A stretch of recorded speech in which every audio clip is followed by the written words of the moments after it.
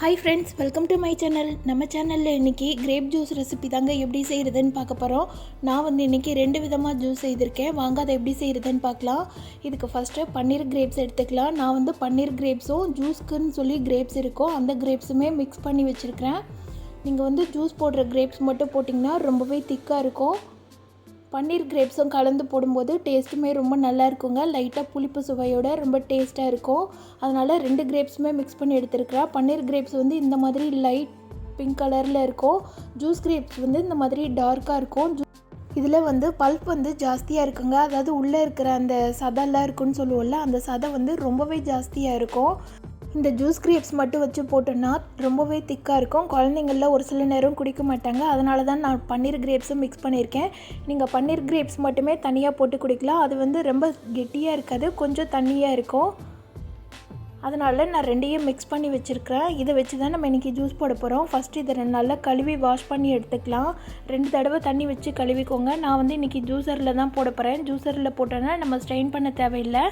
இது நீங்கள் மிக்ஸி ஜாரில் போடுறதுனாலும் போட்டுக்கலாம். போட்டிங்கன்னா அதுக்கப்புறமா நல்லா ஃபில்ட்ரு பண்ணி எடுக்கணும். அதனால் நான் இன்றைக்கி ஜூஸர்லேயே போட்டுறேன். உங்கள்கிட்ட எது இருக்கோ அதை வச்சு போட்டுக்கோங்க. மிக்ஸி ஜாரில் போட்டிங்கன்னா பிளெண்ட் பண்ணிவிட்டு அந்த டஸ்ட்டெல்லாம் ரிமூவ் பண்ணிடுங்க. அதாவது ஃபில்டர் வச்சு எல்லாத்தையும் ஸ்ட்ரெயின் பண்ணி எடுத்துருங்க. இப்போ நம்ம எடுத்துருக்கிற கிரேப்ஸ் எல்லாத்தையும் ஜாரில் போட்டாச்சு. இதுக்கு ஸ்வீட்டுக்கு நான் ஒயிட் சுகர் தாங்க சேர்த்துருக்குறேன். உங்களோட ஆப்ஷனல் தான். நீங்கள் நாட்டு சர்க்கரையும் சேர்த்துக்கலாம், ஒயிட் சுகரும் சேர்த்துக்கலாம், ஹனி கூட சேர்த்துக்கலாங்க. ஜூஸ் போடும்போது ஒயிட் சுகர் சேர்த்து சாப்பிட்டா தான் ரொம்பவே நல்லாயிருக்கும். அதனால் ஒயிட் சுகர் சேர்த்துருக்குறேன். இது கூட தண்ணி ஒரு 1/2 லிட்டர் அளவு தண்ணி சேர்த்துருக்குறேன். நான் இன்றைக்கி 3 டம்ளர் அளவு ஜூஸ் எடுக்க போகிறேன்.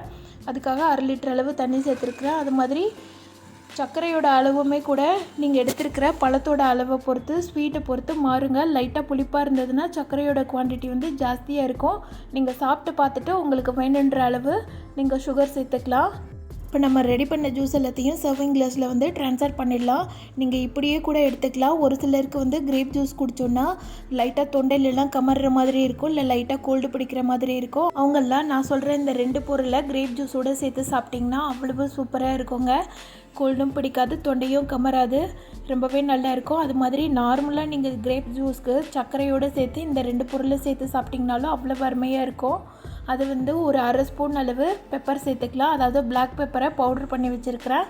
அதில் 1/2 ஸ்பூன் அளவு சேர்த்துக்கலாம். இது கூட ஒரு 1/4 பிஞ்ச் அளவு உப்பு சேர்த்துக்கோங்க. இது தாங்க மெயின் இன்க்ரீடியன்ட். இது 2ஐயும் சேர்த்து இந்த கிரேப் ஜூஸை சாப்பிட்டு பாருங்கள், அவ்வளோ அருமையாக இருக்கும். இதை சாப்பிட்றதுக்கு முன்னாடி கொஞ்சமாக ஜில்லுன்னு சாப்பிட்றதுக்கு ஐஸ் கட்டி சேர்த்துக்கோங்க.